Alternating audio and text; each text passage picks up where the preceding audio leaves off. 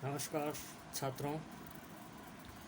पिछले कुछ समय से अपन प्रधान अध्यापक से संबंधित विभिन्न कंटेनों के ऊपर विस्तार से चर्चा की थी और हमने जाना था कि विद्यालय प्रबंधन में प्रधान अध्यापक के क्या दायित्व होते हैं, क्या उनके कर्तव्य हैं, क्या कार्यक्षेत्र हैं, क्या उनकी विशेषताएं हैं, क्या उनकी भूमिकाएं हैं। इन विभिन्न तमाम कंटेनों के संदर्भ में पिछले विभिन्न क्लासों के अंदर हमने विस्तार से अध्ययन किया था।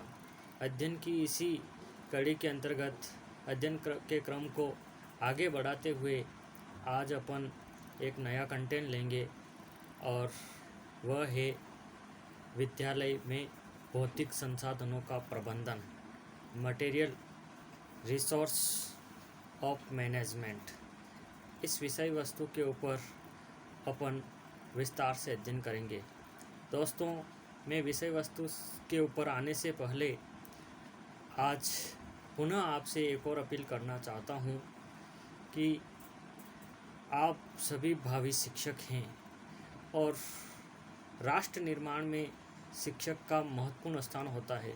तो दोस्तों, पिछले कुछ समय से यदि हम प्रकृति के विभिन्न घटनाक्रमों के ऊपर अपनी दृष्टि डालते हैं तो विभिन्न प्रकार के प्राकृतिक प्रकोप कुछ वर्षों से आप और हमें देखने को मिलते हैं, चाहे वो बाढ़ की स्थिति हो, अतिवृष्टि हो, अनावृष्टि हो, भूकंप हो, उत्तराखंड के अंदर हिम ग्लेशियर के पिघलने की घटनाएं हो और साथ ही साथ विभिन्न प्रकार की बीमारियां, चाहे स्वाइन फ्लू हो, कोरोना जैसी महामारी हो। इन तमाम प्रकार की जो बीमारियां वर्तमान संदर्भ में दिन दिन बढ़ती जा रही है, उसके पीछे निश्चित रूप से प्राकृतिक असंतुलन एक महत्वपूर्ण उसका कारण हो सकता है। और हाल ही में तो कोरोना की जो दूसरी लहर आई थी और उसके अंदर जिस प्रकार से ऑक्सीजन के अभाव में मरीजों की स्थिति हुई, वो आप और हमसे छिपी हुई नहीं है। तो निश्चित रूप से प्राकृतिक कारण इसके लिए महत्वपूर्ण जिम्मेदार है। तो प्रकृति के संतुलन के अंदर प्राकृतिक संरक्षण के लिए, पर्यावरण को बढ़ावा देने के लिए एक अध्यापक का महत्वपूर्ण स्थान होता है। तो मैं आप सभी से यह अपील करना चाहता हूँ कि मानव जीवन के अंदर और मानव जीवन में भी यदि अपन ने अध्यापक का जो पेशा अपनाया है तो निश्चित रूप से प्रकृति का संरक्षण करने के लिए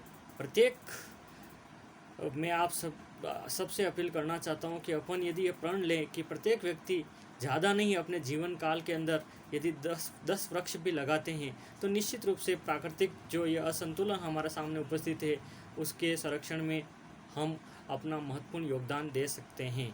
इसलिए मेरी आप सभी से अपील है कि जहाँ पर भी, चाहे खेत हो या अन्य खुला मैदान हो या विद्यालय प्रांगण हो या गांव के अंदर कोई ऐसा परिसर जहां खाली स्थान हो, निश्चित रूप से एक रचनात्मक सहयोग के द्वारा हम वहां पर वृक्षारोपण कर सकते हैं और वृक्षारोपण करके इस प्रकृति के संरक्षण में हम अपना महत्वपूर्ण योगदान दे सकते हैं। तो दोस्तों, ये मेरा विचार था। यदि आप इसके ऊपर विचार करते हैं और इस कार्य के अंदर आप पहल करते हैं तो निश्चित रूप से मानवता एवं राष्ट्र के निर्माण में अपना महत्वपूर्ण योगदान होगा। मैं ज़्यादा कुछ न कहते हुए पुनः अपने कंटेंट के ऊपर आते हैं और आज की इस क्लास के अंतर्गत हम भौतिक संसाधनों के प्रबंधन से संबंधित कंटेंट के संदर्भ में विस्तार से अध्ययन करेंगे। दोस्तों, मैंने आपको पहले भी बताया था कि विद्यालय के अंदर 2 प्रकार के संसाधन होते हैं। नंबर 1 भौतिक संसाधन और दूसरा मानवीय संसाधन, और इन दोनों के सामूहिक संयोजन से ही विद्यालय की व्यवस्था के अंदर और जो बालक एवं बालिकाएं हैं उनके शिक्षा एवं उनके जीवन के सर्वांगीण विकास में इन संसाधनों का महत्वपूर्ण योगदान होता है। तो विद्यालय के अंदर कौन कौन से भौतिक संसाधन होते हैं और उनका किस प्रकार से प्रबंधन किया जाता है, इसके संदर्भ में इस क्लास के अंतर्गत हम विस्तार से अध्ययन करेंगे। विद्यालय के भौतिक संसाधनों के अंतर्गत मुख्य रूप से विद्यालय भवन, जिसको हम स्कूल बिल्डिंग्स, पुस्तकालय, प्रयोगशालाएं, खेल के मैदान, शिक्षण अधिगम सामग्री, कार्यालय, विद्यालय परिसर, फर्नीचर, खेल की सामग्री आदि विभिन्न प्रकार के जो संसाधन होते हैं ये मुख्य रूप से भौतिक संसाधनों के अंतर्गत आते हैं। और इन भौतिक संसाधनों के अभाव में निश्चित रूप से एक विद्यालय एवं बालक के सर्वांगीण विकास में निश्चित रूप से कुछ न कुछ कमी रहती है। तो निश्चित रूप से इन संसाधनों का समुचित रूप से उपयोग करना, बहुत सारे विद्यालय ऐसे होते हैं कि संसाधन विद्यालय के अंदर वो भरपूर मात्रा में होते हैं, लेकिन यदि उनका सही प्रकार से उपयोग नहीं होता है तो वो भौतिक संसाधन उपलब्धता भी किसी काम की नहीं है। और बहुत सारे विद्यालय ऐसे होते हैं जहाँ पर उन संसाधनों का पूर्ण रूप से अभाव होता है। तो निश्चित रूप से बालक के विकास में इन संसाधनों का महत्वपूर्ण योगदान होता है। इसलिए आवश्यक है कि विद्यालय के भौतिक संसाधनों का अनुरक्षण हो, क्योंकि इनके अभाव में न तो शिक्षण अधिगम सामग्री की प्रक्रिया को प्रभावशाली बनाया जा सकता है और न ही विद्यालय के अंदर शिक्षण के साथ साथ जो पाठ्य सहगामी क्रियाएं आयोजित की जाती है उनका भी पूर्ण रूप से संपादन हो सकता है। इसलिए इन संसाधनों का एक महत्वपूर्ण योगदान होता है। बालक के विकास में इन संसाधनों का प्रत्यक्ष एवं अप्रत्यक्ष रूप से महत्वपूर्ण स्थान होता है। इसलिए प्रधानाध्यापक एवं विद्यालय प्रबंध समिति का यह दायित्व है कि वह विद्यालय भौतिक संसाधनों का अनुरक्षण करे एवं जिन संसाधनों का विद्यालय में अभाव है उनको उपलब्ध कराने का प्रयास करना चाहिए। तो इस विवेचन के आधार पर यह स्पष्ट होता है कि विद्यालय की छवि निर्माण में तथा बालकों के चहुमुखी विकास में भौतिक एवं मानवीय संसाधनों का महत्वपूर्ण स्थान होता है। इन संसाधनों का प्रबंधन अर्थात इन संसाधनों का सर्वोत्तम उपयोग करते हुए एक कुशल प्रशासक एवं प्रधानाचार्य विद्यालय को सर्वोच्च शिखर पर ले जाता है तथा बालकों का चहुमुखी विकास करता है। मानवीय संसाधनों में संबंधों में मधुरता तथा भौतिक संसाधनों में मरम्मत करना एवं रखरखाव करना, इनकी व्यवस्था करना इसका प्रबंधन कार्य कहलाता है, जो कि विद्यालय एवं बालक की उन्नति के लिए अनिवार्य है। भौतिक संसाधनों में प्रमुख रूप से मैंने आपको बताया, जैसे स्कूल बिल्डिंग्स है, फर्नीचर्स है, शैक्षिक उपकरण है, प्रयोगशालाएं हैं, पेयजल की व्यवस्था है, शौचालय हो आदि, ये चीज़ें सब भौतिक संसाधनों के अंतर्गत आता है। तो इनका हम क्रमानुसार विस्तार से क्रमानुसार अध्ययन करेंगे। इसमें पहला हम लेते हैं विद्यालय भवन, स्कूल बिल्डिंग।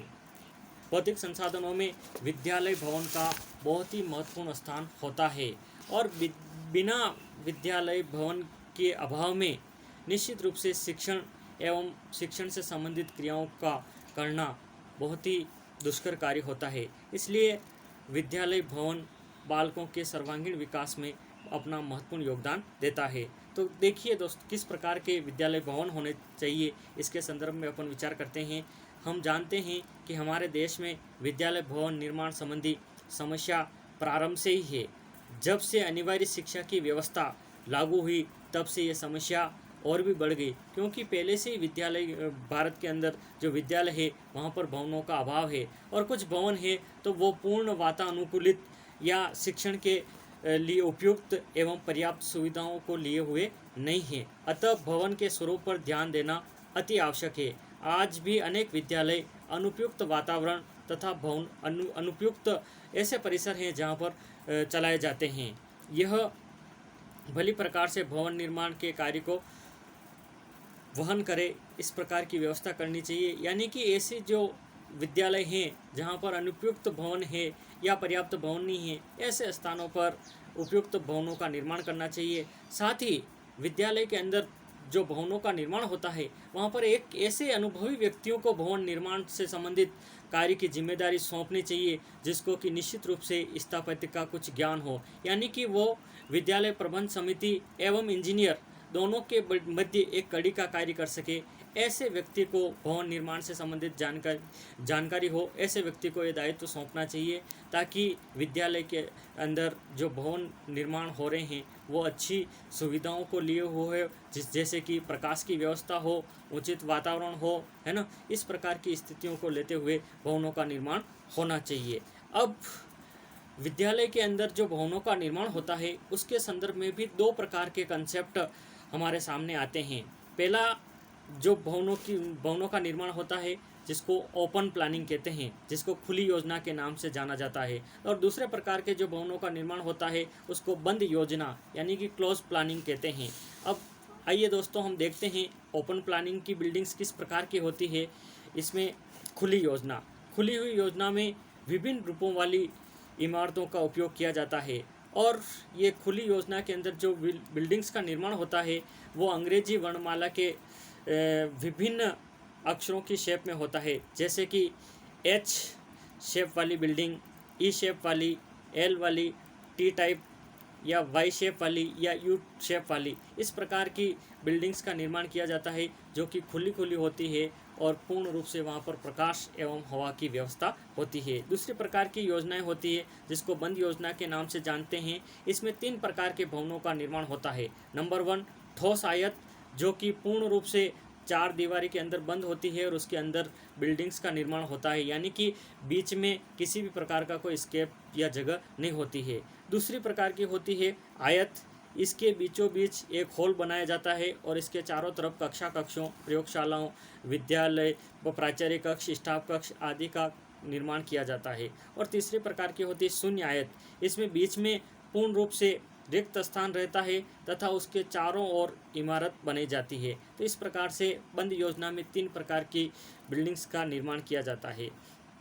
आजकल खुली योजनाओं का अधिक प्रचलन है। जो भी विद्यालय भवन बनते हैं, शिक्षण संस्थाओं का निर्माण होता है, उसमें ओपन योजना का महत्वपूर्ण योगदान होता है। और इसमें पहला है भीतरी प्रांगण वाला भवन। इस प्रकार के प्रांगण वाले भवन में निम्नलिखित कक्ष होते हैं, जैसे कि प्रधानाध्यापक कक्ष है, अध्यापक कक्ष है, कार्यालय है, कक्षा कक्ष है, प्रयोगशालाएँ हैं, बरामदाएँ हैं, प्रांगण है। इस प्रकार की चीज़ें इस योजना के अंदर आती है। तो ये विभिन्न प्रकार की जो योजनाएं होती। दूसरी होती ई आकार वाले भवन। मैंने आपको बताया कि ई आकार वाले जो भवन होते हैं उसमें प्राचार्य कक्ष है, अध्यापक कक्ष है, हॉल है आदि इस प्रकार की चीज़ों का निर्माण किया जाता है। तो इस तरह से दोस्तों आज हमने विद्यालय भवन से संबंधित जो सामान्य जानकारी है उसके संदर्भ में अध्ययन किया था। आगे की कक्षा के अंदर जब भी हम मिलेंगे तो विद्यालय भवन संबंधी क्या आवश्यकता होती है उसके विषय में अपन प्रकाश डालेंगे, अध्ययन करेंगे। जय हिंद, धन्यवाद।